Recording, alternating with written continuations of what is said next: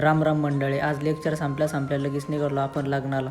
आपल्या आज मित्राच्या बहिणीचं म्हणजे बडकपाटाचं लग्न होतं. मग घेतलं यांना सगळ्याला, म्हणलं चला. आम्ही गेलो तेव्हा एवढे काय गर्दी नव्हती बरं का इथं जमलेली.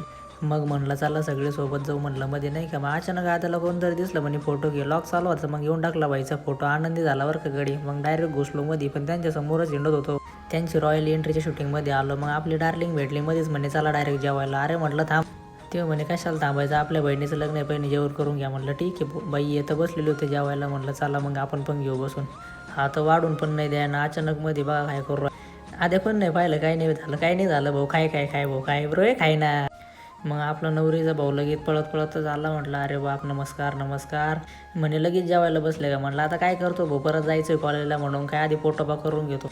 ते म्हणे अरे वाढायचं बिडायचं काही. म्हटलं काय नको. म्हटलं आता एवढी वाढपी आहे ना, म्हटलं तुझे पैसे व्हाय जातील. म्हटलं ठीक आहे चालू द्या, माझ्या करत होतं काही विषय नाही. असं काही नाही म्हटलं बरं का. ते आपल्या भाऊनी जसं काय निवडणुकीला उभं राहिलो आणि सगळ्यांच्या हातात हात घेतला. अरे भाऊ पण इथं सगळ्यांचं जेवण झालं, पण आदर्शबाई काय 8 आना 2 पंक्ती खात बसला रे भाऊ. आम्ही काटाळून आलो निघून. मग इकडं म्हटलं चला आता मध्ये जाऊन बसू. या बहिणीत याच्या पुतण्याला घेऊन आला भाऊ. म्हटलं अरे बापरे, यांच्या भावांना पोरगं झाले, आमच्या अजून लग्न नाही. एक नंबर.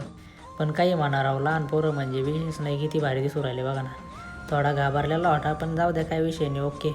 आद्या बाईला भाऊ घाबरणारच आहे ना भाऊ. आणि त्याच्यात बऱ्या बाई काय करत होता बघा. अयो आधी डोळे पाहायचे. आद्या म्हणतो व्हिडिओ नको काढू. म्हटलं थांब तुला फेमस करतो अजून. थोड्याच वेळात लगेच लग्न लागायला सुरुवात झाली. नवरदेवाची एंट्री झाली.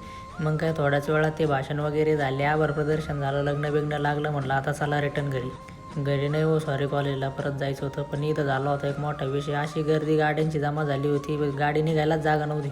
दर्शाबाईची गाडी अडकली. दर्शाबाई गेला कॉमात बघून, कारण उशीर पण लय झालेला होता. कशी बशी काढली तर या बाईची गाडी अटकली. पण यांनी पण डोकं लावलं. तिघांना कामाला लागून सगळ्यांच्या गाड्या दिल्या पेकडून बसला. मग काय या भुऱ्या बाईला बी घेतलं. म्हटलं चल बाळा तुला पण नेऊन सोडतो. मग काय अरे आपल्या गाडीवर तर 2 भुऱ्या बाई होती. अरे बापरे.